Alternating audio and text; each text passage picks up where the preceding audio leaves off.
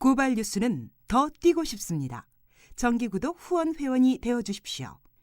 신청은 www.gobalnews.com에서 받습니다.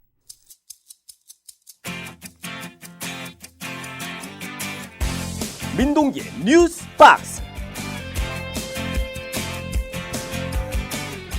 민동기의 뉴스 박스 8월 10일 월요일 방송 시작합니다. 날씨가 굉장히 덥습니다. 통통 주말 잘 보냈습니까? 여기 뉴스 박스 정말 더운데요. 오죽했으면 조금 전에 고발뉴스 제작이사와 제가 뉴스 박스에서 만났는데 너무 덥다고, 더워서 일을 못하겠다고 이럴 정도로 덥습니다. 청취자 여러분들 어디에서 뭘 하고 계신지는 모르겠지만 정말 더위 신경 쓰셔서 좀 조심을 해야 될 것 같습니다. 오늘만 좀 버티면 더위가 수그러질 거라는 그런 얘기가 있습니다. 통통스? 내일 비 온다 그러죠? 아닌가? 아무튼 내일부터 한풀 더위가 꺾일 가능성이 많다, 이런 일기예보가 분명히 있기 때문에 오늘 하루 잘 버티도록 한번 해보시죠. 찍히면 죽는다, 공포영화 제목이 아닙니다. 요즘 새누리당 의원들을 보면은요, 찍히면 죽는다 이 말이 생각납니다. 현안에 대해서 목소리를 내는 의원들이 사라졌기 때문입니다. 언론 보도를 보면은요, 요즘 새누리당 의원들의 관심은 온통 내년 총선에 쏠려 있습니다. 공천을 받아야 내년 총선에 출마할 수가 있으니까 일찌감치 지역구 관리에 나선 심정은 제가 충분히 이해를 합니다. 그런데 공천을 받기 위해서 청와대와 새누리당 지도부가 싫어하는 행동은 일체 하지 않는 최근 행태는 심히 유감입니다. 심학봉 사태가 대표적입니다. 이른바 심학봉 사태와 관련해서 새누리당 여성 의원들이 의원총회를 소집하고 나선 것은 심 의원이 새누리당을 탈당한 지 나흘이 지난 뒤였습니다. 탈당 전후 새누리당 의원들은 거의 침묵 모드라 해도 과언이 아니었습니다. 이 침묵 모드에서는 여성 의원들도 예외가 아니었습니다. 심학봉 의원 사건에만 그런 건 아닙니다. 현안에 대한 새누리당 의원들의 목소리가 최근에 거의 사라지다시피 하고 있습니다. 롯데 사태가 불거졌을 때 재벌개혁에 목소리를 조금 내는 듯 싶더니 최근엔 재벌이라는 얘기를 내는 의원들을 찾아보기가 어렵습니다. 광복절 특사 때 기업인이 포함되는 문제에 대해서도 다른 목소리를 내는 의원이 요즘 거의 없습니다. 마치 무건 수행을 하는 스님들 같아 보입니다. 현재 새누리당 의원들 뇌리를 감싸고 있는 화두는 오로지 노동개혁뿐입니다. 문제는 그것이 청와대와 박근혜 대통령이 설정한 가이드라인이라는 점입니다. 그래서인지 저는 요즘 새누리당 의원들 풍경을 좀 보면은요, 수능을 앞둔 고3 수험생 같아 보입니다. 주입식 교육을 받은 새누리당 의원들이 박근혜 대통령이 표방한 이른바 4대 분야 구조개혁을 어떻게 충실히 이행할 것인가 외우고 또 외워서 마치 수능에서 고득점을 어떻게 획득할 것인가, 이런 모습밖에 보이지가 않습니다. 이쯤에서 생각나는 분이 한 분 계십니다. 바로 김무성 새누리당 대표입니다. 김 대표는 취임할 당시 청와대에 할 말은 하겠다 이렇게 강조를 했습니다. 그런데 요즘 김무성 대표 뭐하고 계십니까? 노동개혁, 마치 전도사가 됐습니다. 노동개혁 말고는요, 다른 현안에 대해서는 별로 관심이 없는 것 같습니다.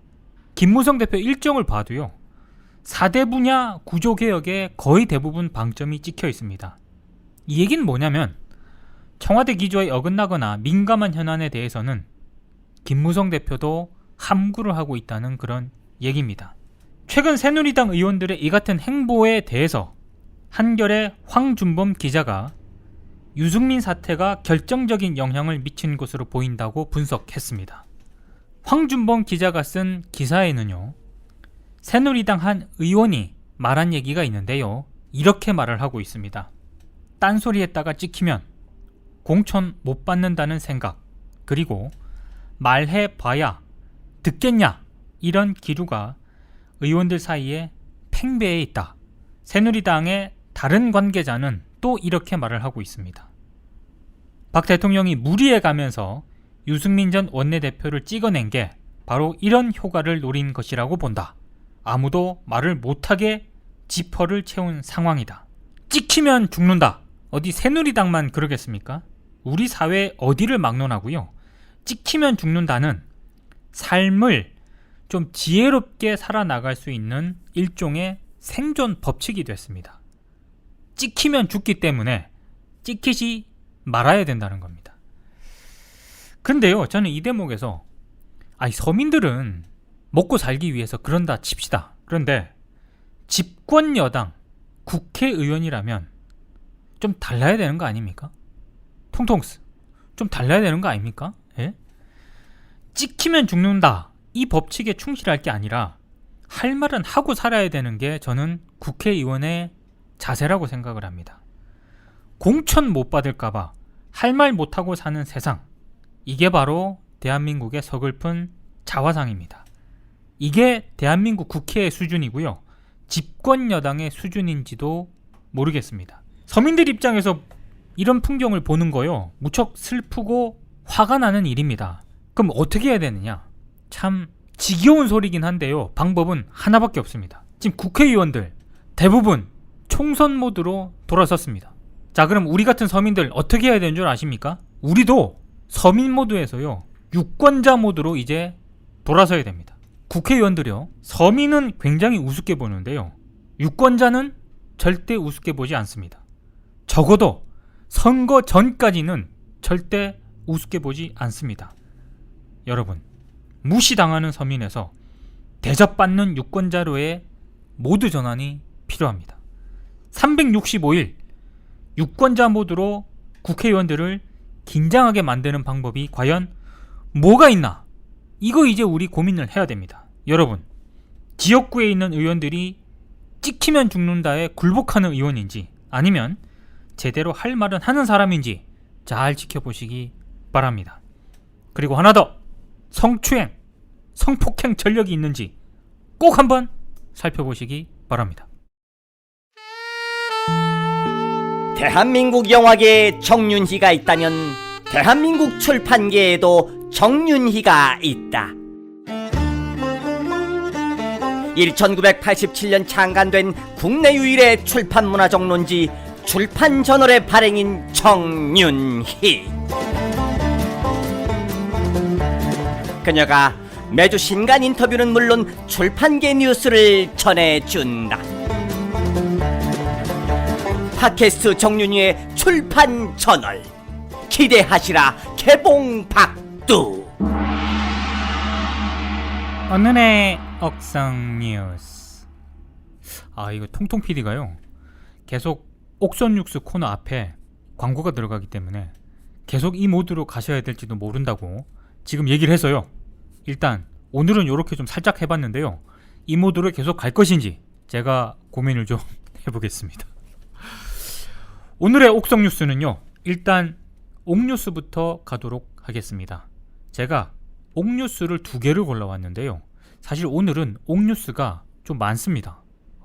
굉장히 좀 이례적인 그런 상황인데요, 그 중에 제가 여성이라는 키워드로 2가지 뉴스를 한번 묶어왔습니다. 먼저 중앙일보 오늘 오피니언면에 실린 취재일기, 일종의 기자 수첩입니다. 김경희 정치국제부문 기자입니다. 제가 오프닝에서 새누리당 의원들 요즘 공천 받기 위해서 너무 침묵 모드로 일관하고 있다, 이렇게 비판을 하지 않았습니까? 김경희 기자가요, 새누리당 의원들을 비판을 했습니다. 상당히 강도 높게 비판을 했는데 어떤 내용이냐? 제목이요, 새누리당이 부끄러워해야 하는 이유입니다. 제가 풍경 2가지를 소개를 해드리겠습니다. 김경희 기자가 쓴 기자수첩의 내용입니다. 첫 번째 풍경, 성폭행 의혹에 연루된 새누리당 초선 의원이 심학봉 의원으로 드러난 뒤인 지난 4일 국회에서 새누리당 원내대책회의가 열렸다.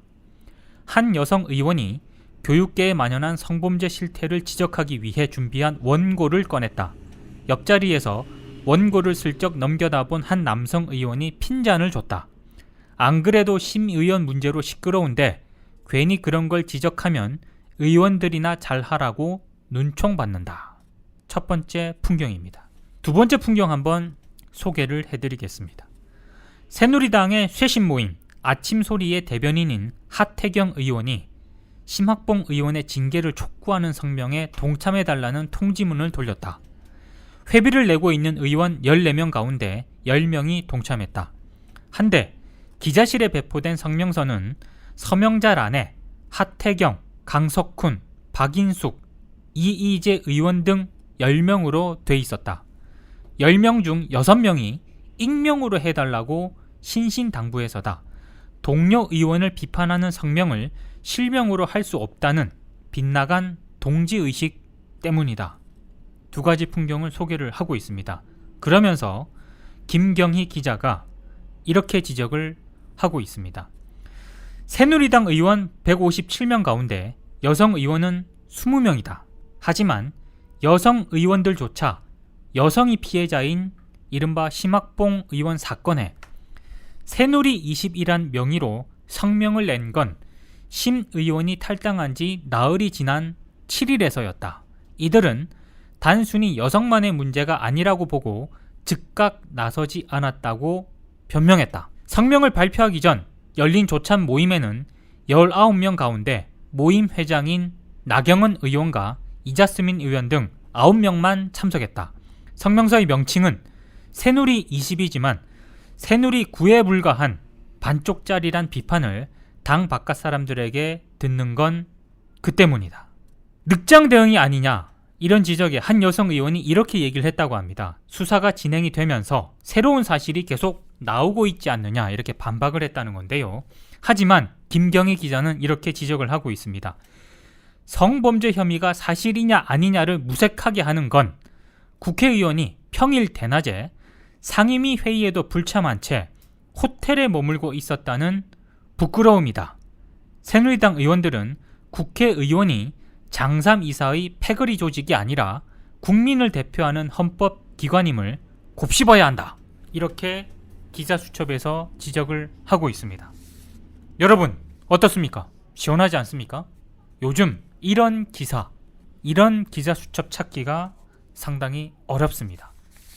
김경희 중앙일보 정치국제부문 기자를 정치자 여러분들도 한번 기억을 해 주셨으면 좋겠습니다. 또 하나 있습니다. 먼 옛날 얘기입니다. 서울신문이 오늘 3면에 실은 기사입니다. 생존자 4명을 통해 본 여성 독립운동의 발자취입니다. 어떤 내용이 있느냐, 보훈처에 따르면요, 올해 3월 기준 전체 독립유공자 수가 13,940명입니다. 그런데 이 가운데 여성이 248명에 불과합니다. 전체 1.8%에 그치고 있는데요. 문제는 이게 다가 아니라는 겁니다. 올 1월 보훈처가 발굴한 여성 독립운동가는 1931명입니다. 이 가운데 12.8%에 해당하는 248명만이 포상을 받았습니다.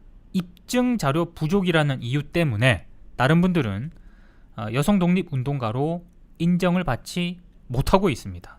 더 씁쓸한 게 뭔지 아십니까? 이 중에서 최고 훈장을 받은 여성은 단 한 명인데요. 그나마 외국인입니다. 전 대만 총통 장제스의 부인 숭메이링 여사 한 명뿐이라고 합니다. 우울한 소식이 더 있습니다. 생존한 여성 독립운동가들의 증언을 들어보면요, 완전히 상황이 좀 다릅니다. 최근 800만 관객을 돌파한 영화 암살, 주인공 아시죠? 안옥윤. 저격수로 활약한 여성 독립운동가들이 실제로도 역사에 존재하고 있다고 합니다. 서울신문 기사를 보면은요, 남자현 지사, 이분이 실제로 생존자들의 증언을 통해서 상당히 조금 치열한 독립운동을 하셨던 분으로 기억이 되고 있고요. 민영주 지사라고 있습니다. 광복군 제2지대 이범석 장군의 비서 및 격리로 활동하셨던 분인데, 이분 역시 치열하게 독립운동을 하셨던 분입니다. 광복 70년이 지나도록 우리 여성 독립운동의 뜨거웠고 맹렬한 역사는 정당한 평가를 받지 못하고 있다. 이 기사를 쓴 서울신문의 최훈진 기자가 기사의 마지막을 이렇게 장식을 하고 있는데요. 이 기사의 제목이 이렇습니다. 폭탄 던지고 손가락 자르고 항일투쟁엔 여자가 더 치열했다. 이런 제목인데요. 제 후손으로서 정말 반성할 대목이 하나 있습니다. 생존자 분들께서 이런 얘기를 하고 있습니다. 여성 투사가 적었던 게 아니라 후손들이 발굴을 덜 한 것이다. 우리 후손들이 발굴을 덜 했다면 정말 반성해야 할 대목이 상당히 많지 않나, 이런 생각을 해보게 됩니다. 제가 옥뉴스를 이렇게 선정을 하면서요, 또 한 번 반성을 하게 됩니다. 정말 여성들이 사회활동을 하면 손가락질을 받던 이 일제시대 때도 상당히 많은 여성 독립운동가들이 치열하게 항일투쟁을 전개를 했습니다. 그런데 제가 앞서 소개했던 새누리당의 여성 의원들 뿐만이 아니고요, 근 100년 가까이 지나고 있는 이 상황에서 일제시대 때 독립운동을 했던 여성 항일투사들 앞에 과연 집권 여당의 여성 정치인들은 부끄럽지 않은가? 제가 감히 이런 질문을 한번 던져보게 됩니다. 이제 성뉴스로 넘어가도록 하겠습니다. 요 근래 들어서 이렇게 호평일색인 기사는 제가 처음 봤기 때문에 성뉴스로 선정을 했습니다. 국민일보 오늘자 3면에 실린 기사인데요. 제목이 정치공학 작용 없는 사면의 힘 보여준다. 박 대통령식 사면의 정치학. 이런 제목의 기사입니다. 사면과 관련해서는요, 최근에 롯데 사태도 있고 이래가지고요, 기업인 특별 사면에 대해서 여론이 좋지 않습니다. 그래서 신문들이 기사를 쓸 때도 최소한의 어떤 양적 균형은 맞추면서 기사를 쓰고 있는데요. 국민일보는 원사이드 기사란 이런 것이다. 이런 유형을 한번 새롭게 보여주는 것 같습니다. 남혁상 기자가 쓴 기사인데요. 박근혜 대통령이 광복 70주년을 맞아서 국민 대통합 차원에서 13일 대규모 특별 사면 및 복권을 단행합니다. 이건 보도를 통해서 다 알려진 사실입니다. 그런데 국민일보가 이렇게 기사에서 적고 있습니다. 박 대통령이 그동안 유달리 강조해온 정치개혁 언급을 보면 박 대통령 임기 중에는 이른바 비리 부패 정치인 사면은 원칙적으로 없을 것이란 전망이 유력하다. 요거는 직접 기자가 이렇게 쓴 부분이고요. 요 기사 뒤에 여권 관계자 멘트가 있습니다. 문제는 바로 그 뒤에 다시 기자가 직접 쓴 기사인데요. 이렇게 되어 있습니다. 결국 박 대통령식 사면의 정치학은 역대 대통령들이 정치적 필요에 따라 여야 정치인들을 사면해온 것과 궤를 달리한다는 것이다. 이렇게 기자가 직접 기사를 썼습니다.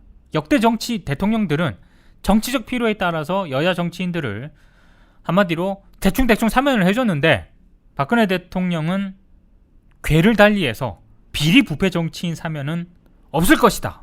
상당히 원칙적인 사면이 될 것이라는 점에 방점을 찍고 있습니다. 청취자 여러분, 그렇게 생각하십니까? 뒤에 보면 조금 더 나갑니다. 특별 사면은 대통령의 고유 권한이다. 이런 특사가 역대 정부에서 이루어질 때는 언제나 정치공학적 측면이 배경에 깔려 있었다.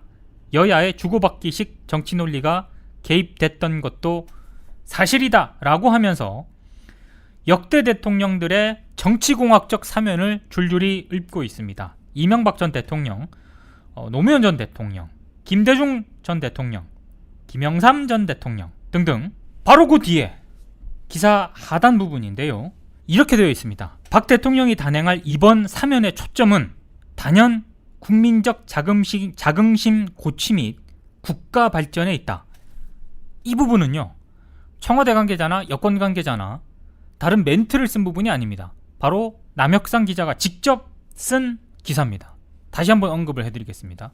박 대통령이 단행할 이번 사면의 초점은 단연 국민적 자긍심 고취 및 국가 발전에 있다. 기자가 이렇게 평가를 한 겁니다. 놀랍지 않습니까?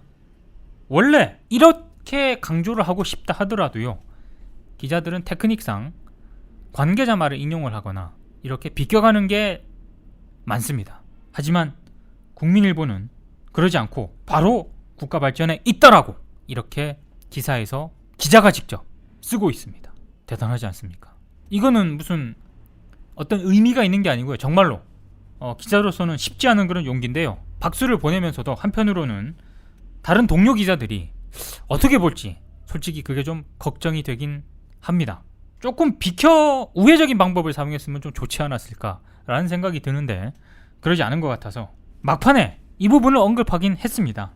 다만 국민들이 납득하기 어려운 일부 기업인까지 사면 대상이 되기는 어렵다는 기류도 있다. 박 대통령은 결국 국민 대통합 및 국가 발전의 취지, 원칙을 지켜야 한다는 정치 철학 사이에서 사면 대상과 범위를 고민할 것으로 보인다. 요렇게 살짝 언급을 하긴 했습니다만 너무 좀 늦은 게 아닌가 이런 생각이 듭니다. 앞에 너무나도 기자의 색깔을 명확히 드러내는 그런 기사를 썼기 때문에 뒷부분에 이 정도만으로는 필드가 잘 안 쳐질 것 같다 이런 생각이 좀 드는데요. 이렇게 분명하게 자기 색깔을 드러내는 방식, 저는 뭐 이게 분명히 나쁘다고는 생각하지 않습니다만 과연 이번 사면과 관련해서 국민일보의 이런 어떤 식의 분석이 독자들과 일반 대중들에게 얼마나 설득력을 가질지는 저는 솔직히 의문입니다. 이상으로 오늘의 옥성 뉴스를 마치겠습니다. 고발뉴스 류호상 특파원의 인기절정 조간 브리핑을 연극배우 현서영이 전합니다. 하루에 10분, 10분이면 오케이. 핵심 뉴스와 촌철살인 논평까지. 구독하는 순간 당신은 이미 뉴스 박사. 고발뉴스 지킬앤 조간 브리핑.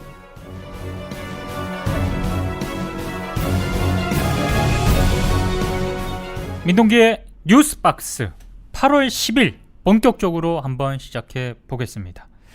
최근 불거진 국민TV 사태, 많은 분들이 안타깝게 지켜보고 계실 거라 이렇게 생각이 됩니다. 저 역시 그렇습니다.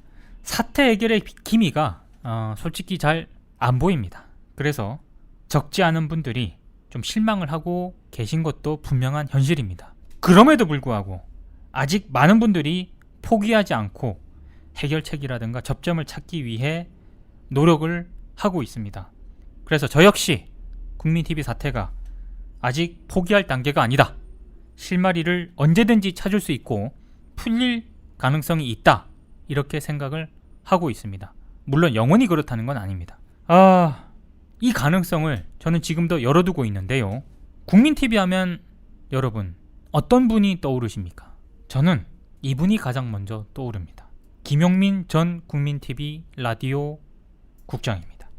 물론 국민TV는 조합원들이 주인인 미디어 협동 조합입니다. 하지만 방송 콘텐츠 등을 놓고 볼 때 김용민, 노정면, 서영석 현재 이사장 등을 빼고 얘기하기가 사실 매우 어렵습니다. 제가 보기에 그렇다는 얘기입니다. 지금 여러분들도 다 아시겠지만 노정면, 김용민 전 국장은 국민TV를 떠난 상태고요. 서영석 이사장만 국민TV에 남아 있습니다. 그런 서영석 이사장도 8월까지 이사장직을 수행하겠다 이렇게 공언을 한 상태입니다. 자, 이런 상황인데요. 김용민 전 국민TV 라디오 국장이 다음 주부터 개인 팟캐스트 방송을 시작하겠다고 밝혔습니다. 오늘 뉴스박스에서는 김용민 전 국민TV 라디오 국장과 전화 인터뷰를 할 예정입니다. 그동안 어떻게 지냈고 준비하고 있는 방송은 어떤 건지, 그리고 최근 국민TV 사태에 대해서는 어떤 생각을 가지고 있는지 등에 대해서 솔직한 얘기를 한번 들어보겠습니다. 여보세요? 그동안 어떻게 지내셨습니까? 예. 최근에 뭐 박사 논문을 통과했다는 그런 얘기를 좀 들었는데요. 예, 어렵게 통과했습니다. 그러면 이제 김용민 박사님이라고 해야 되는 건가요? 뭐 그런다고 제 일상이 달라질 것 같진 않고요. 아니 예를 들어서 그동안 철저하게 차단됐던 공공의 무대로 복귀하는 거, 이렇게 뭐 방송이라든지 학교라든지 네. 혹은 여러 기관 내에서의 그 일들, 네. 예, 뭐 열릴 가능성은 제로에 가깝습니다. 그냥 뭐 차단됐을 때 이거저거 다 해보는 거죠, 뭐. 아니 그 박사 논문을 쓸 때요. 예, 표절을 염두에 두고 굉장히 세심하게 디테일하게 작업을 많이 하셨다는 그런 얘기를 전해 들었습니다. 이게 뭐 일단 제가 다룬 영역이 이제 역사의 영역이고 또 네. 평가의 영역이기 때문에 네. 기본적으로 제가 생각하는 걸 처음부터 끝까지 다 펼칠 수가 없는 것이에요. 그렇죠. 누가 그런 말을 했고 누가 이런 족적을 펼쳤고 이런 것들을 연구하다 보니까 네.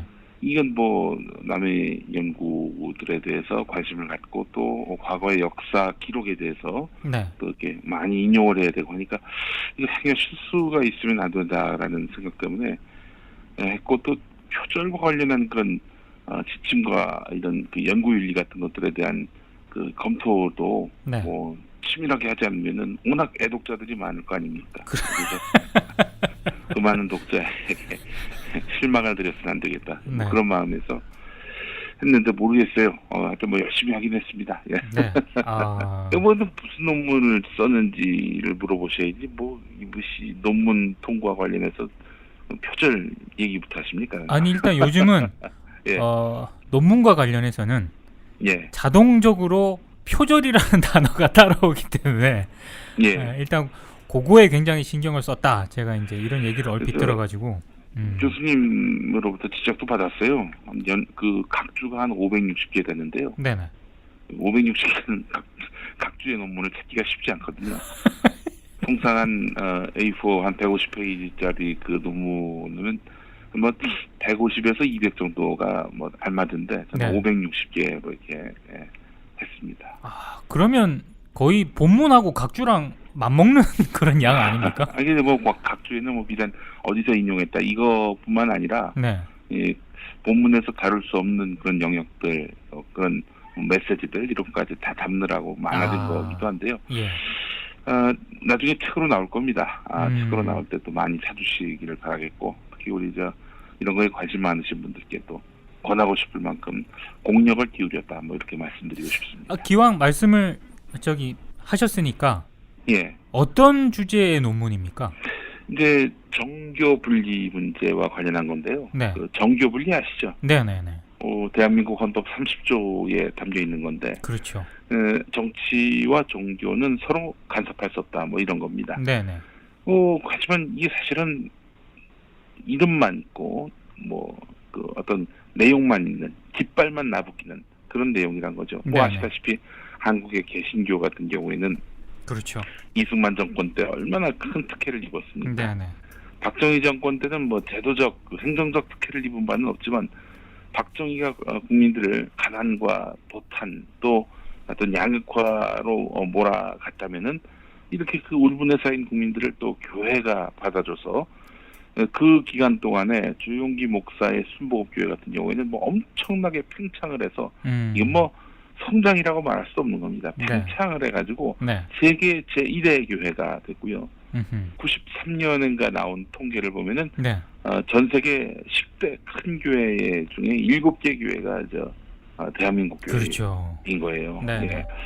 이런 식의 그 교회 그 팽창 과정 속에서 또 정권이 기여한 바도 상당했다는 거죠. 또 대표적으로 김영삼, 이명박 정권 들어설 때 장로 대통령론이 나왔단 말이죠.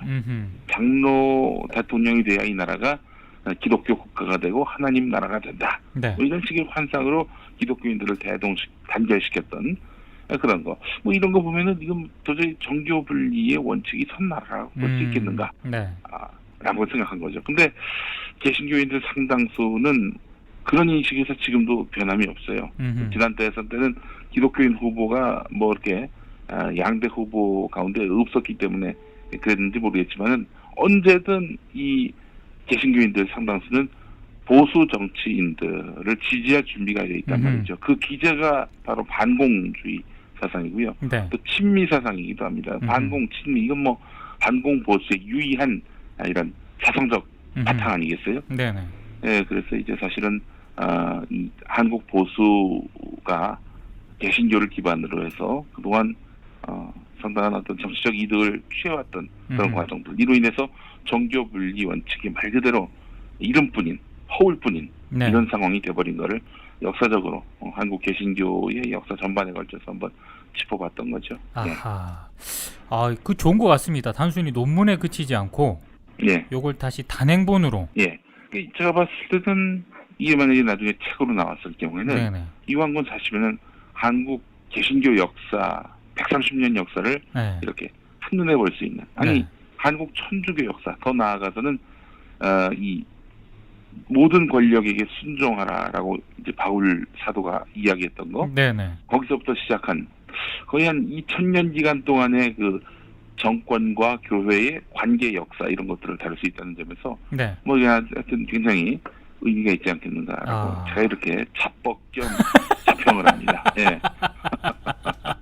아니 자기 PR 시대이기 때문에 괜찮습니다. 예, 아니 뭐 사실 뭐 그 사주셔야 말이죠. 아 이게 많이 사줘야 됩니다. 특히. 네. 많이 사줘야 됩니다. 예, 그렇습니다. 사실은 이게 자영업자이기 때문에. 이게. 네네. 아니 그 어제 예, 페이스북에 예, 개인 팟캐스트 방송을 이렇게 준비하고 있다고 예, 저희 통통 PD가 그 글을 보고 나서 예, 이런 촌평을 했습니다. 예. 이거는 거의 방송사 수준인데. 아니 근데 사실은 이거는요. 네. 그 제가 국민 TV에서 했었던 거에 비하면 뭐 그렇게 많은 것도 아니에요. 아 그렇긴 하죠. 아시겠습니다만은 네. 뭐 아침에 시사 프로그램도 했었고 뭐 드라마도 만들었었고 대본도 썼고 네. 심지어는 뭐 패러디 프로도 만들고 거기에다가 이제 이게 주간 프로그램들 이런 거 만들었었는데 네네. 그거에 비하면 훨씬 좀 뭐랄까요 사이즈가 작아요. 음흠. 예. 그래서 할 수 있는 것들을 중심으로 해가지고 규모에 네. 맞게 한 게 이건데 이렇게 많다라고 하신다면은 예. 국민 TV에서 참 열심히 했었는데 이것도 좀 알아주셨으면 좋겠네요. 그보다는 더 많이 했었다. 이 어떤 콘텐츠들인지 그 방송에서 조금 짧게 소개를 좀 부탁드리겠습니다. 예. 이제 일단 한 5가지 정도 이제 생각하고 있는데, 네네. 이제 제가 조간 브리핑을 2004년 6월부터 네. SBS 파워 FM에서 김용민의 조간 브리핑이라는 이름으로 이제 해왔거든요. 그래서 알겠죠. 2012년 3월에 그 총선 출마하면서 결국 출연을 못하게 됐고, 네. 그 1년 동안은 이제 뭐 낙검수에 열중을 했었죠. 네. 그래서 2013년 국민 TV 라디오 개국하면서 다시 이제 시작을 한 건데, 네. 그 조간 브리핑을 좀 다시 이제 시작해 보려고 하는 거예요. 그래서 새벽 4시쯤 이제 일어나서 한 3시간 정도에 걸쳐서 제작한 다음에 네. 7시에 네. 올리려고 하는데 그동안 이제 제가 이제 나오지 않아 가지고 네. 민동기의 조간 브리핑 같은 이런 유사 상품들이 자꾸 나와 가지고 이 시장에 물을 흐렸단 말이죠. 네. 이제 다시 좀 우리가 새로운 시대, 혁신의 시대를 맞아서 이제 죄송합니다. 농담입니다. 사실 제가 진짜 농담인 게요. 네. 예전에 김용민의 조간 브리핑 할 때 우리 민동기 국장이 그때도 CBS 라디오에 뉴스로 연 아침 그렇죠. 조간 브리핑 하셨잖아요. 최정원 아나운서하고 그렇습니다. 예. 예. 제가 사실은 참 너무 부끄럽습니다만 우리 민동기 국장의 브리핑을 먼저 듣고 여기서 핵심적인 뉴스가 있구나 이렇게 좀 기반을 삼고 난 다음 그다음에 제가 아침 8시에 SBS 파워 FM에서 조간 브리핑을 했던 거죠. 그러니까 한마디로 얘기해서 표절을 한 거는 아니지. 어디서 이렇게 아이템을 뽑았는지를 따져보면 우리 민동기 국장 덕을 굉장히 많이 봤어요. 원조는 우리 민동기 국장의 브리핑이다 이렇게 말씀드릴 수 있겠고 저는 또 저 나름의 어떤 그런 맛과 이런 그 스타일로 브리핑을 한번 좀 만들어 보려고 하고 있고요. 네네. 그 다음에 또 이제 나는 꼽살이다. 아시겠습니다만 2011년 11월에 딴지 라디오에서 시작했던 우리 나는 꼽살이다. 그렇죠. 국민 TV 시작하면서 이제 한 몇 달 동안 설득한 끝에 이제 작년 2월인가 이제 시작을 했고요. 네네. 그러다가 이제 올 초에 그만두고 다시 이제 9월 1일부터 이제 시작을 합니다. 뭐 멤버는 똑같고요. 김미화, 우석군 선대인 저. 네. 근데 나는 꼽살이다가 한 편 더. 나는 꼽살이다 외에 부록으로 네. 그러니까 꼽살이의 꼽살이로 낙곱살 속의 꼽살인 주간 프리미엄 브리핑 쌍꼽살. 꼽살이의 꼽살이라는 의미로 해서 쌍꼽살. 그래서 이제 선대인 소장하고 제가 이 동네에 살아요. 한 동네에. 네네네. 이제 주간 브리핑 주말쯤 해서 한 주 동안의 이슈 같은 것들을 중심으로 해서 이제 새롭게 선보일 예정입니다. 아하. 예. 그리고 이 가톨릭 신학자이면서 네. 교황과 매우 가까우신 김근수 선생님이 네네네네. 저희와 함께 네. 저희라면 이제 이재희 이종우 박사와 함께 네. 푸드에지 쇼에 이제 함께합니다. 그래서 아하. 불교 한 분도 또 모셔가지고 이렇게 네. 해서 사자가 진행하는. 그러니까 저는 개신교, 김근수 선생은 가톨릭, 네. 또 불자 한 분, 그리고 이종우 박사해서 쇼 개불릭. 개신교, 불교, 가톨릭해서 쇼 개불릭. 아, 불교 쪽에서는 아직 섭외가 안 된 모양입니다. 예, 지금 좀 알아보고 있는 중입니다. 근데 이거는 이제 9월 7일부터 하는 거니까 네네. 좀 시간이 있지 않습니까? 아, 예, 예. 그리고 정영진 최욱의 불금쇼 시즌2는 이미 시작을 했고. 그렇죠. 그리고 바로 우리 민동기 국장과 함께할 관훈 나이트 클럽. 아, 그렇죠. 관훈 클럽은 다 아실 거 아니에요? 그렇죠. 네네. 예. 그 중견 언론인들의 모임 관훈 클럽. 이 관훈 클럽의 실체를 제가 처음 한 게 87년 대선 때 아하. 그 대선 후보 모셔다 놓고 뭐 격이 없는 질문도 던지고 말이죠. 네. 답변도 얻고 또 후보들이 진땀 흘리기도 하고 네네. 굉장히 인상적이었죠. 그럼 관훈 클럽이 뭐 글쎄요. 뭐 지금 언론들이 나와서 폼잡고는 있습니다만은 네네. 상당수 언론인들을 보면은 이제 권력에게 기대기도 하고 또 네. 권력의 품에 안기기도 하고 그런단 말이죠. 네. 관훈 클럽을 굉장히 존경했었는데 뭐 음. 이런 언론인들에 대해서 윤리 규정 같은 거나 혹은 뭐 질타 같은 것도 좀 해줘야 되는 거 아닙니까? 그렇죠. 이 중견 언론인들의 그 어떤 값이 그냥 굉장히 많이 추락을 했단 말이죠. 네네. 그래서 이런 관훈 클럽의 그 관훈 클럽 됨을 이렇게 이루기 위해서 언론 이슈를 다루는 또 언론인들의 어떤 그런 재교육, 네네. 또 재충전, 인생 설계까지 돕는 네. 총체적 제2의 관훈 클럽인 관훈 나이트 클럽을 이렇게 밤에 올린다고 해가지고 밤에 업데이트 된다 해가지고 네. 관훈 나이트 클럽을 이제 준비할 예정입니다. 아. 우리 진행은 뭐 우리 뉴스박스 진행하시는 민동기 국장과 함께합니다. 아. 예. 그리고 민 국장이 그 신뢰하는 네. 후배이자 한 명도 이제 나온다고 하는데 네네. 누가 나올지 모르겠어요. 예. 첫 게스트는 섭외가 됐습니다. 누굽니까? 광복 70주년 특집으로 아, 대화합 차원에서 국민통합. 국민통합 차원에서 예. 다크호스를 한 명 데리고 가도록 하겠습니다. 예, 알겠습니다. 기대가 됩니다. 네네. 예. 사실은 우리 이렇게 해서 한 5가지 정도 준비해서 하려고 하는데요. 나중에는 이제 한 9월까지 가서 네네. 뭐 추가적으로 더 제작해도 괜찮겠다라고 판단이 되면은 네네. 프로그램을 더 확대할 계획도 갖고 있고요. 네. 스태프도 좀 보강할 그런 생각도 갖고 있습니다. 아. 예, 어쨌든 뭐 하여튼 9월 말까지는 이 5개 중심으로 갔다가 네. 한번 좀 추이를 지켜봐서 네. 더 좋은 팟캐스트가 필요하다라고 판단되면 확대해 나갈 생각이고요. 아. 관훈 나이트 클럽은 또 기대하셔도 좋습니다. 뭐 하여튼 몇 개월 동안에 저희가 좀 내공을 쌓아서 네네. 언론인들이 듣는 팟캐스트로 해서 그렇죠. 아주 확실하게 그 좋은 프로그램으로 여러분들께 다가가려고 합니다. 네네. 그러면 이렇게 네. 개인 팟캐스트 방송을 이제 본격적으로 이제 준비를 하고 시작을 하려고 하시는데 예. 국민 TV에서 이제 방송할 가능성은 없다고 봐야 되는 건가요? 참 안타까운 그 말씀들을 하시는 분들이 계세요. 네. 기왕이면은 국민 TV의 토대 위에서 다시 하는 게 좋지 않겠는가라고 네. 말씀하시는 분들인데 전폭적으로 공감합니다. 네. 일단 뭐 우선 뭐 결론부터 말씀드리자면은 네. 그 국민 TV가 정상화되고 네. 또 뭐 누구보다도 이 구성원들 또 조합원들에게 전폭적인 신뢰와 지지를 받는 가운데 또 대사회적인 그런 공신력을 갖출 그런 체제가 완성된 다음이라면은 뭐 어떤 방식으로든 제가 협력을 해야죠. 당연히 그렇게 하지만 지금 같은 경우에는 진행자 30명이 이거 회사의 어떤 그런 건강한 자리매김을 위해서 노사가 대화하라 했는데 지금 한마디로 얘기해서 거부당한 거 아닙니까? 그리고 또 우리 직원들 같은 경우 노조원들 네. 노조로 인정받지 못하는 가운데서 또 이렇게 제작 거부 상태가 계속되고 있단 말이죠. 네네. 네. 이런 상태에서 제가 들어간다는 건 한마디로 이분들의 노고와 이분들의 문제의식에 침을 뱉는 격이 드는 거거든요. 그렇지 않습니까? 그렇죠. 예.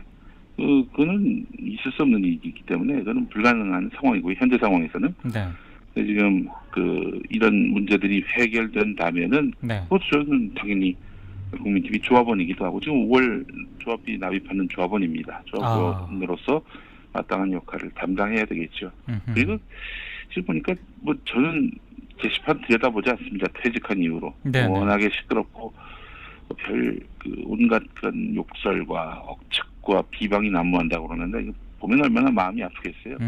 들여다보질 않습니다. 그런데 전에 듣기로는 저를 비롯해서 이렇게 문제 제기했던 사람들이 집중적으로 비난을 받고 또 쓰레기로 매도된다고 그러는데, 아니 쓰레기로 매도되는 곳에 가서 방송할 수는 없잖아요. 그래요? 아니, 박수를 받지는 못할 망정 돌 던지는 곳으로는 갈 수가 없는 겁니다. 예. 저도 한 2주 전까지는 네. 진짜 한 몇 번 들어갔거든요.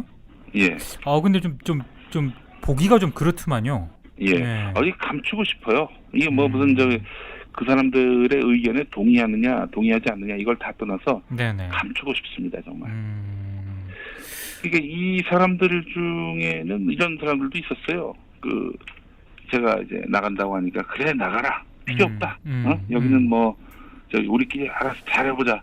이런 목소리들이 또 굉장히 힘을 얻었는데, 제가 새 팟캐스트 한다고 그러니까 네네. 또 무슨 또 음모론을 들고 나오는 거예요. 음모론? 할 땐 음모론이에요. 한마디로 지금 이런 제작 거부라든지 출연 거부, 이 상황에 편승해서 네. 지금 사측을 더 어렵게 하기 위해서 꼼수를 뒀다고 그러는데, 아니 우리 민국장이 아시잖아요. 제가 이 아니죠. 관훈 나이트클럽과 관련해서 어느 시점에 다시 한번 해보자라고 제가 제안을 한 게 훨씬 그 이전의 일 아닙니까? 그 훨씬 이전부터 예. 어떻게 이 언론 관련 팟캐스트를 한번 새롭게 론칭할 것인가. 예. 김용민 박사하고 이미 오래전부터 예. 얘기를 하고 있었죠. 그렇죠. 네. 나는 꼽사리다도 마찬가지고요. 네. 저희 정영진의 불금쇼는 최근에 이렇게 나오게 됐고, 네. 출연 거부 상황도 아주 최근에 있었던 일이고, 네. 그 이전엔 제가 그만둘 무렵에, 국민TV를 그만둘 무렵에는 계속 여기서 방송하라고 두 사람한테 그렇게 당부를 했어요. 정영진, 최욱 씨한테. 네네. 저는 지금 국민TV가 잘 돼서 안착하는 그런 단계까지는 한 석 달이 걸리겠고, 또 나름 또 지금 논문을 쓰는 그런 과정이기 때문에. 네네. 그러니까 우리 민동기 국장 아시겠습니다마는 우리가 오래전부터 계획했던 것이고요. 그렇죠. 저는 이미 뉴스를 읽어드립니다. 그 책을 만들고 이제 홍보할 그 시점부터 새로운 언론 팟캐스트와 관련한 그런 논의들을 시작했단 말이죠. 그때부터 그러니까 이미 시작을 했었죠. 예. 지금의 이 시점이 무슨 지금 사측이 궁지에 몰린 그런 시점을 태길해가지고 그런 어떤 국면을 조성하기 위해서 술수를 썼다, 이런 식으로 얘기 나오는 것 자체가 너무 기가 막힌 거예요, 한마디로 얘기해서. 그 만약에 예. 그 국민 TV 정상화에 대한 생각도 예. 제가 봤을 때 조합원 내부에서도 조금 생각이 다른 분들이 있는 것 같거든요. 네. 예. 제가 이런 말씀을 드리고 싶어요. 네. 지금 저를 포함해서 서영석 이사장, 조상훈 사무국장, 그리고 김철수 이사, 김정일 이사 포함해서 저는 퇴직했습니다만 현직에 있는 분들, 이런 분들 다 네. 일기 지도부는 여기까지 역할이 다 한 것이 아니겠는가 생각이 들어요. 일기 지도부. 네. 근데 이런 분들도 있지 않을까요? 그러니까 네. 그만큼 예. 적어도 이제 국민 TV 방송 콘텐츠와 관련해서는 이제 김용민 PD의 역할이 굉장히 컸기 때문에, 그래서 국민 TV에서 김용민 PD가 방송하기를 바라는, 정말 순수하게 그러는 조합원들도 적지 않을 것 같은데. 지금 진행자도 제작자도 방송하는 사람들은 누구든 규정 어기면 다 나가도 된다, 필요 없다, 이런 인식 속에서 방송을 얼마나 할 수 있을까요? 다른 거 다 떠나서. 지금 저 사람들이 무슨 방송 공정성을 위해서 싸우는 것이 아니다, 그런 이유로 해가지고 저들의 투쟁은 동아TV의 투쟁과는 무관하다, 지금 이렇게 얘기하지만 당장 동아TV 위원장인 김종철 선생이 사측의 이런 태도는 잘못됐다라고 얘기하고 있잖아요. 그만두면은 제가 지금 그만둔 이유를 두고 뭐 이런 말도 하더라고요. 손절매 발언을 했다. 손절매가 담고 있는 이게 정확한 이런 의미. 식으로 인식을 하고 있다고요. 어떤 거냐면 김용민이가 국민TV 이렇게 만드는데 일조해 놓고 망할 것 같으니까 지가 먼저 난파선에서 뛰어내렸다. 그래서 이미지를 말하자면은 손절매하려 했다. 이런 거예요. 손절매라는 표현을 뭐 아시겠습니다만은 그렇죠. 손해를 보지만 이쯤에서 이렇게 손 터는 거죠. 손털므로써 손해를 최소화한다 그런 의미거든요. 네네네. 이게 참 너무 기가 막힙니다. 이 내용은 제가 네. 모 이사에게 3월에 보낸 메일에 담겨 있는 표현인데요. 제가 메일을 뒤져보니까 내가 네. 손절매란 발언을 했나 찾아보니까 이런 표현이었어요.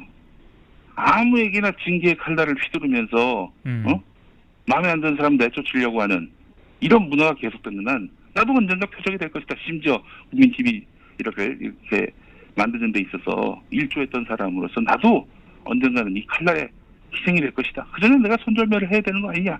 이런 말입니다.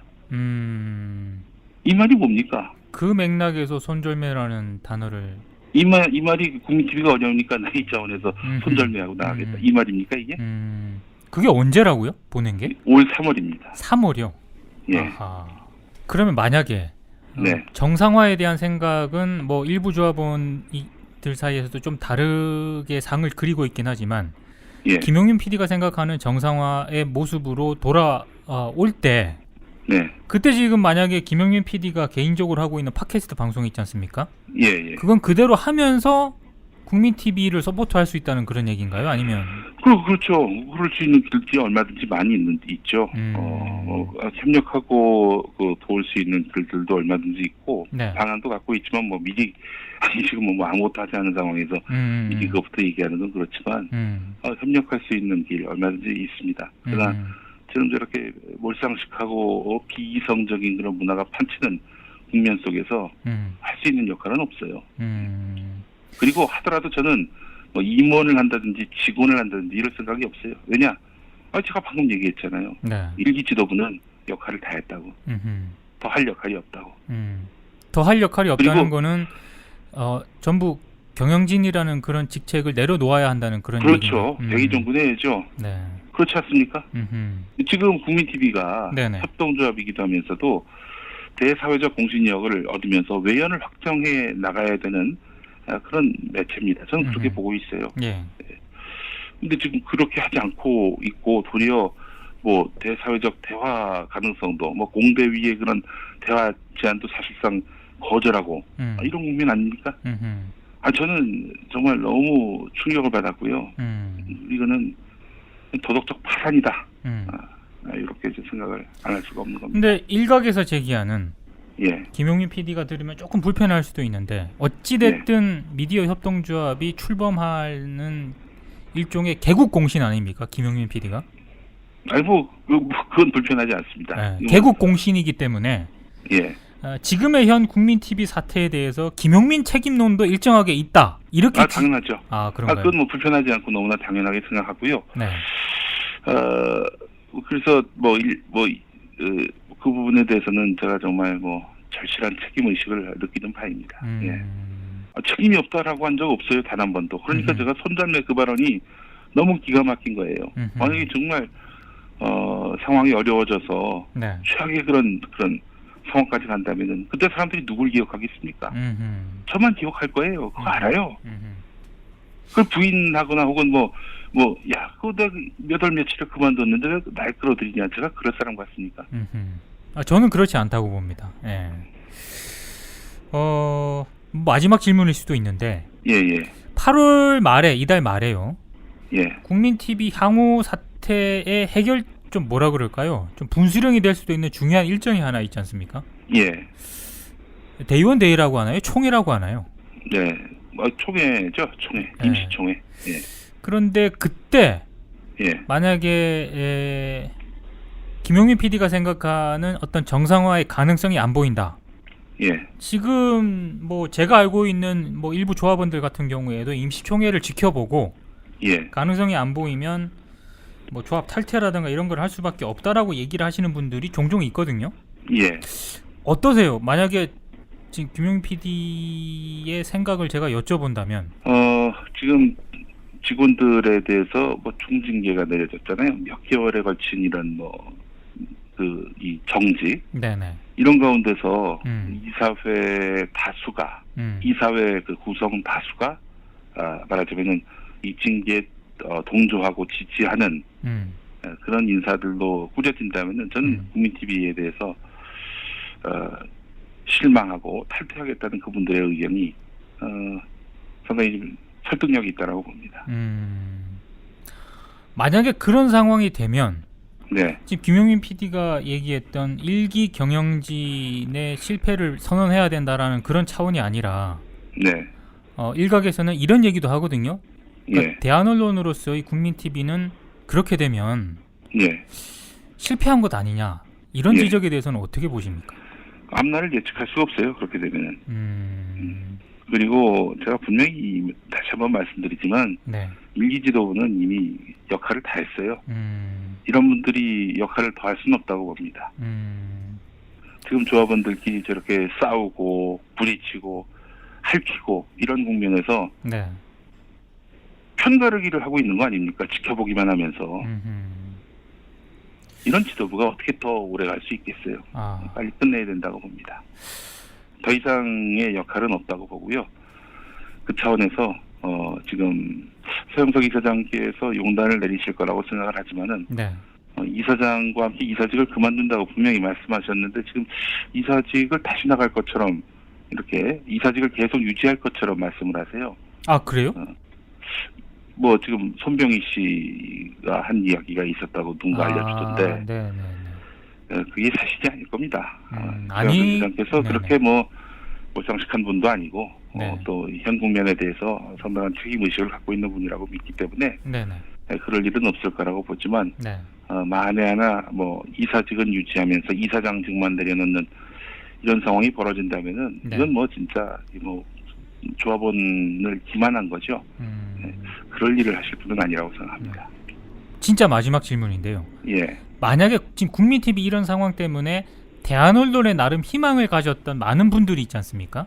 예, 사실 고발뉴스 여기 직원들이라든가 이런 쪽 분들도 네, 국민TV의 현 사태를 굉장히 좀 심각하게 바라보는 것 중에 하나가 예, 대한언론에 대한 어떤 희망이라든가 가능성 자체가 굉장히 좀 낮아지는 것 아니냐라는 어떤 그런 것 때문에 굉장히 우려를 하고 있거든요. 예. 좀 어떻게 보세요? 이 국민TV 사태가 대한언론에 대한 어떤 신뢰나 가능성에 예. 어떤 영향을 좀 미칠 거라고 보십니까? 근데 국민 TV가 이제 바로 서야죠. 바로 서야 하고 또 시금석이 될 겁니다. 뭐 그래도 규모가 뉴스타파만은 못하지만은 네네. 돕고자 하는 사람들 수가 상당하고 3만에 이르고 있고요. 네. 또 그분들은 또 뭐 다른 곳과는 다르게 주인의식을 상당히 갖고 있거든요. 조합원이 주인이다라는 그런 캐치프레이즈가 있으니까요. 네네네. 그래서 그동안 열심히 참여하고 여러 가지로 헌신한 분들이 많이 계신데, 네. 근데 그렇기 때문에 이게 뭐 위기를 만나서는 안 되고 위기가 있다 하더라도 위기를 극복할 수 있는 그런 놀라운 자정 능력 혹은 이 위기를 극복할 수 있는 그런 동력을 보여줄 시점에 이르렀어요. 사실은 이번 국면을 보면서 시민사회가 함께 국민TV 문제에 대해서 고민하고 해법을 내놓기 위해서 참여한 그런 일이 있었잖아요. 네네. 군대위 구성 과정에서. 네네. 이분들을 뭐 외부 세력이다 나가라 뭐 이런 식으로 지금 했던 이런 모지각한 인사들도 있었는데 근데 저는 참 그걸 바라보면서 마음이 참 여러 가지로 좀 복잡했어요. 왜 이분들이 이제 나타나셨나라는 생각을 했거든요.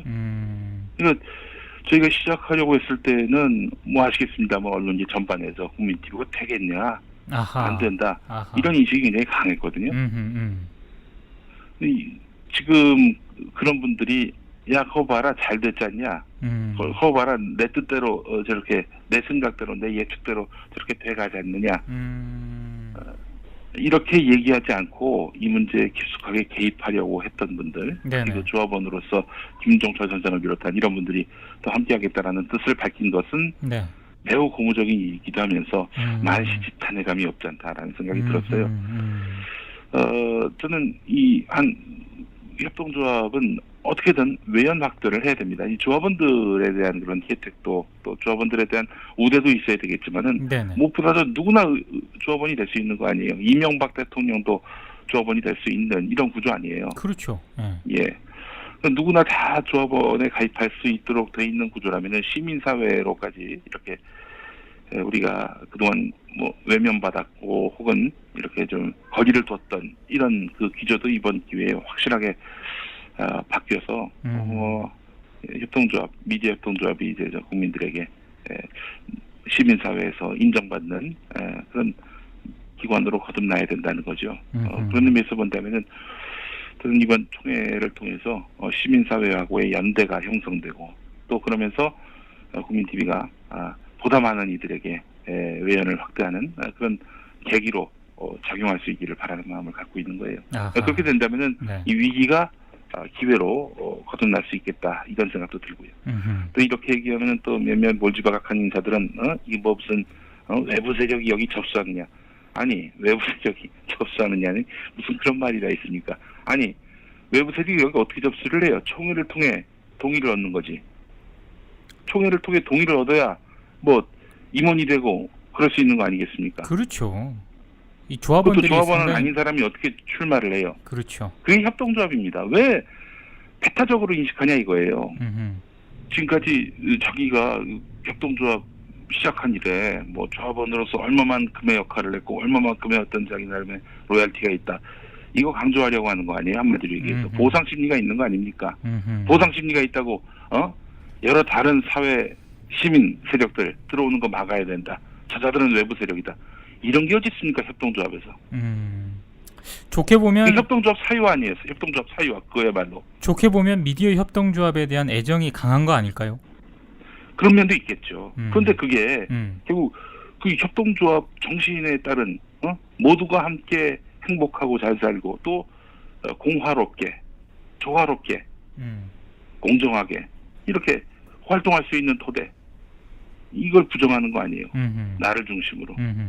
이런 인식들을 버려야 된다는 겁니다. 지금도 제가 오늘 인터뷰에서 꼭 하고 싶은 말이 뭐냐면은 네네.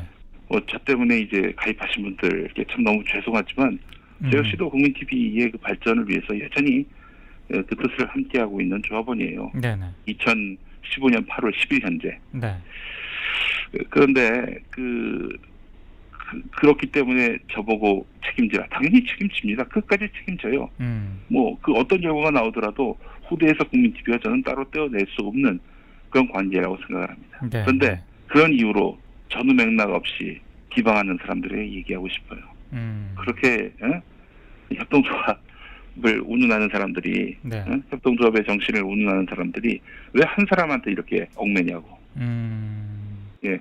그래서 제 생각에는 네. 뭐 다시 좀 말씀을 좀 정리하자면은 네. 저는 언제든지 국민TV와 협력할 마음이 돼 있고 네. 뭐 직원이긴 하지만 직원은 아니지만 상근 조합원에서 비상근 조합원이 됐단 말이죠. 그 차이예요. 그렇게 그렇죠. 바뀌었을 뿐이고 앞으로 이런 뭐 상근 조합원과 비상근 조합원의 그 벽이 허물어져야 한다는 입장을 제가 뭐 재직 시에도 얘기했던 사람이긴 한데 네네. 예, 그런 차원에서 지금 뭐 아예 제가 그만뒀다고 조합원 탈퇴까지 한 줄 아는 사람들이 있는데 그건 아니고요. 아하. 조합의 발전을 기원하는 한 조합원으로서 제 입장을 밝히는 겁니다. 지금 민동기 조합원도 방송 안 하잖아요. 그렇죠. 저도 안 하는 겁니다. 저 계속 조합원입니다. 네. 네, 그 맥락입니다. 민동기 조합원도 뭐 욕 많이 먹었을걸요. 무엇을 위해서 욕을 먹는지 이거에 대한 그 관심들이 없는 건지 아니면 그들의 편에 서서 그 입장에 서가지고 비난하는 건지 그건 알 수 없지만 네. 적어도 이 국면에 관한 인식의 차이를 인정하지 않는 사람들이 협동조합에 조합원 연하고 다니는 것은 이거는 말 그대로 그냥 모순인 거예요. 예. 인식의 차이를 하나 인정하지 못하고 그렇게 해서 대화해서 좁히지 못하면서 무슨 협동조합 지도부를 하며 협동조합 조합원을 자처하겠어요. 그거는 불행한 일입니다. 속히 대화를 해서요. 네.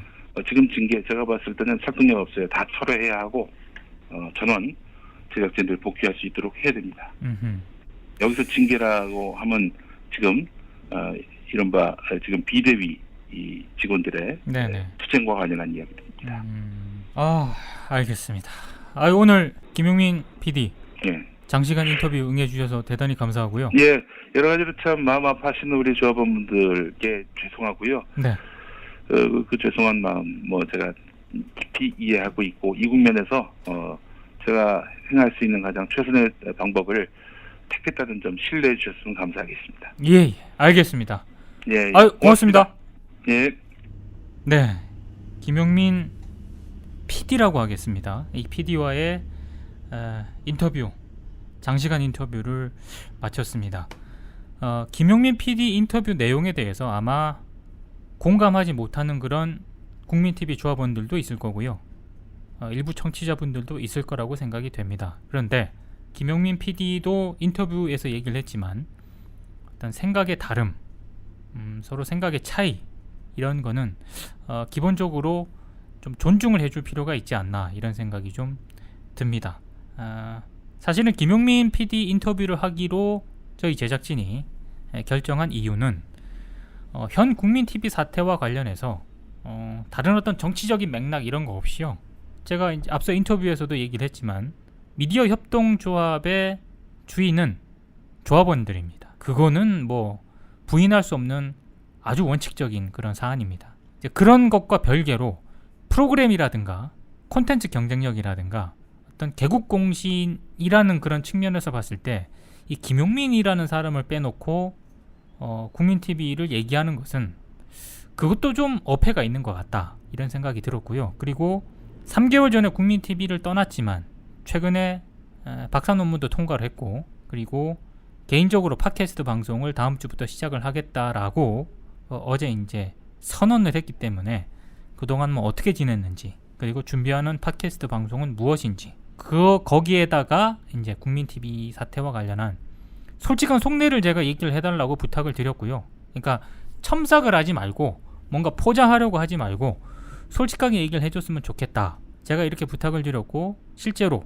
솔직하게 얘기를 한 것 같습니다. 그래서 김용민이라는 사람은 이런 걸 이렇게 준비를 해왔고 또 국민TV 사태를 이렇게 보고 있구나. 이렇게 좀 받아들이시는 게 어떨까 싶습니다. 제가 이렇게 인터뷰를 내보낸 이유는 좀 뭐 동의하시는 분들도 있을 거고요. 반대하시는 분들도 있을 거고요.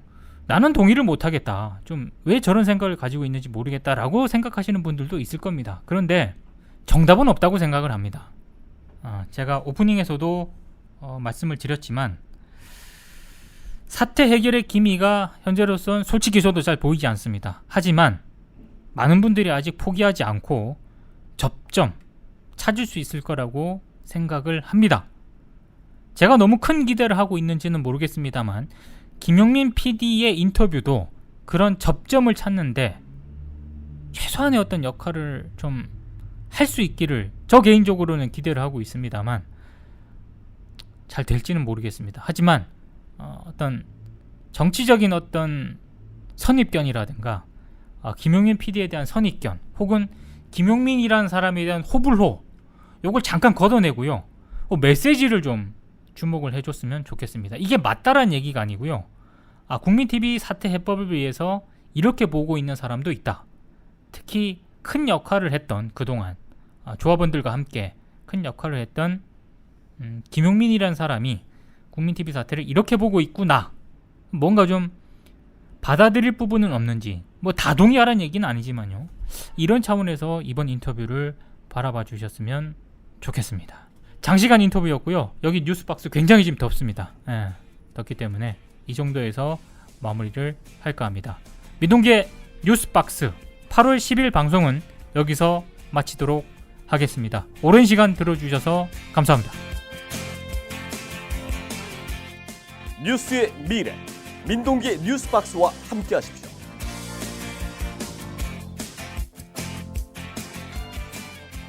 고발 뉴스는 더 뛰고 싶습니다.